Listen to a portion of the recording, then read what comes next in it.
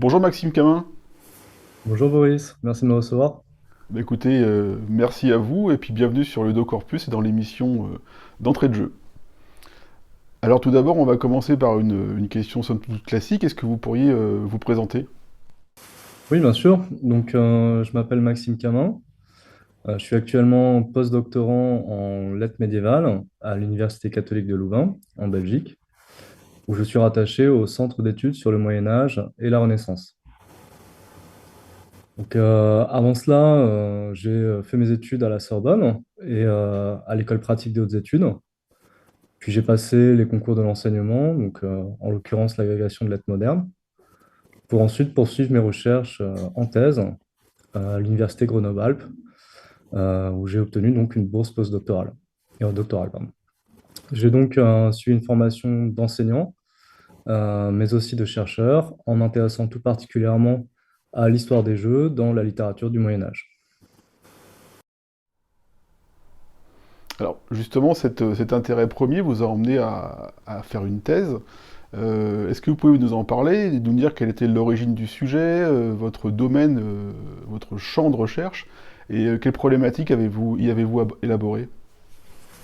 Alors, à l'origine des recherches que j'ai menées dans le cadre de ma thèse, je crois qu'il y a une certaine fascination pour la culture médiévale, donc en particulier pour les langues anciennes, l'étude des manuscrits et l'importance de l'image dans la pensée de cette époque, et une passion personnelle pour le jeu d'échecs. Donc j'ai voulu, en m'inscrivant en thèse, combiner ces deux approches en consacrant mes recherches à ce thème, donc au thème du jeu, et analyser la place que tiennent les pratiques ludiques, donc plus précisément le jeu d'échecs et le jeu de dés, dans la littérature du Moyen Âge. Il existait déjà des études dans ce domaine, mais soit elles relevaient d'une approche des divertissements par l'histoire, soit elles prenaient pour objet des textes ou des auteurs plus tardifs, donc du XIVe ou du XVe siècle, et reconnus, hein, comme Jacques de Sessol, Charles d'Orléans, etc. Ce qui m'intéressait au contraire, c'était de mettre à l'honneur des auteurs et des œuvres sur lesquelles la critique ne s'était pas encore penchée, et d'examiner la manière dont le jeu, qui est voilà, traditionnellement considéré comme un objet périphérique, hein, marginal, sert à l'exploration de questions fondamentales comme le désir, le salut ou encore l'organisation du corps social. Et il était possible de mener cette enquête à partir d'un corpus de textes essentiellement poétiques, donc en français, langue d'oc et langue d'oïl, et en latin, rédigé entre le XIIe et le XIIIe siècle. Et c'est dans cette optique que je me suis intéressé à la façon dont les jeux permettent de penser les relations sociales au sens large, en termes de tension, de lutte, comment ils modélisent une réflexion sur le bien et le mal, sur le vice et la vertu.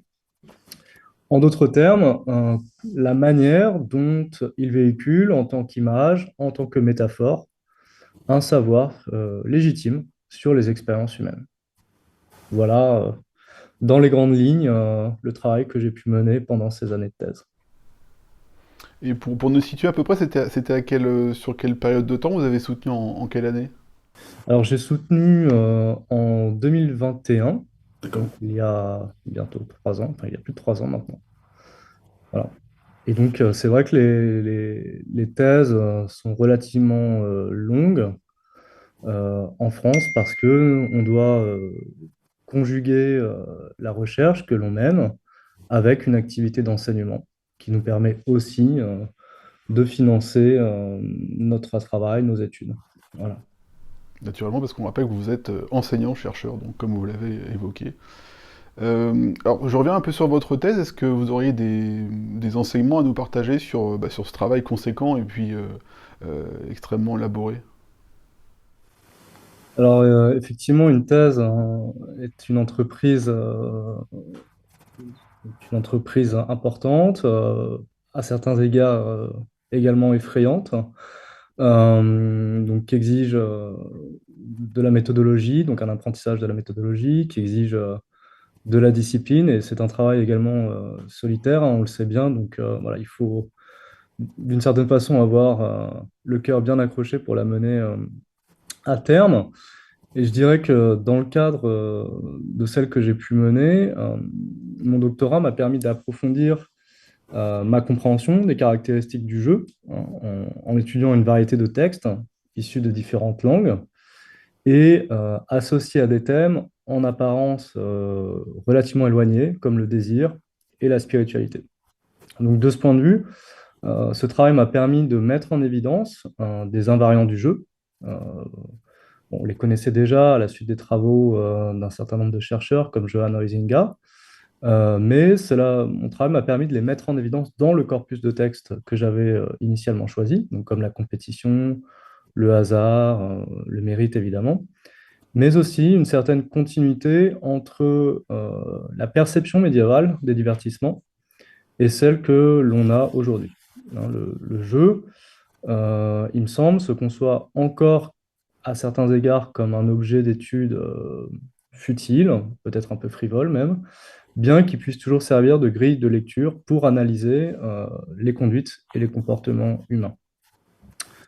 Ma thèse, c'est là un autre point, m'a également fait prendre conscience de l'importance d'adopter une démarche interdisciplinaire pour aborder l'importance du jeu dans la culture textuelle, mais aussi visuelle du Moyen Âge, et de mieux saisir les particularités de cet objet qui restent difficiles à définir dans la perspective des lettres, du droit ou encore de l'histoire des religions. Voilà, en résumé, les compétences, les acquis que j'ai pu tirer de mon travail de thèse. Merci Maxime pour tous ces éléments qui sont très précis sur la démarche du chercheur et puis aussi sur le fond naturellement. Je pense que ça apporte beaucoup de choses à nos auditeurs qui sont en Master 2 ou en plein travail de thèse justement, notamment sur le jeu.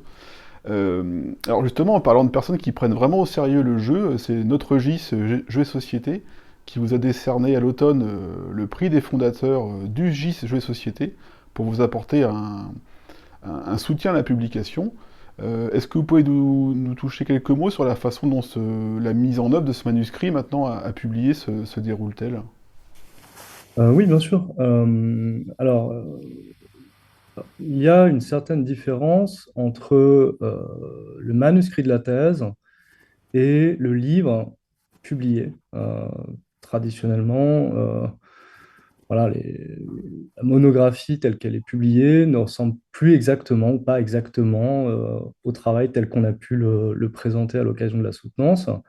Et après avoir pris contact avec un éditeur, il faut naturellement que je modifie mon travail, que je tienne compte des études qui ont pu paraître entre-temps sur le sujet, avant que mon manuscrit ne soit définitivement accepté. Donc voilà, il me reste encore du travail sur ce texte, mais j'espère que ma thèse sera publiée dans le courant de l'année prochaine.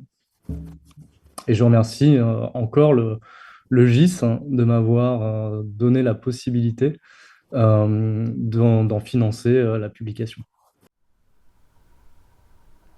Alors, dernière question pour ouvrir et conclure cette interview. Justement, vous avez parlé de vos actualités de publication dans les années qui viennent. Quelle va être votre actualité scientifique prochaine?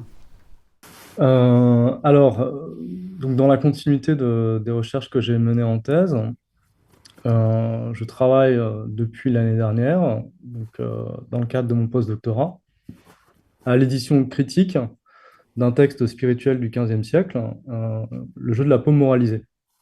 Donc, c'est un post-doctorat en philologie romane, mais aussi en lettres médiévales, qui consiste donc à proposer l'édition de cette œuvre relativement originale, parce qu'elle a été écrite par un laïc originaire de Bruges, donc dans un contexte plurilingue où on parle aussi bien flamand que français, et qui compare les règles du jeu de paume, qui était un divertissement aristocratique et populaire, prisé par les élites et par le commun, aux préceptes de la vie religieuse.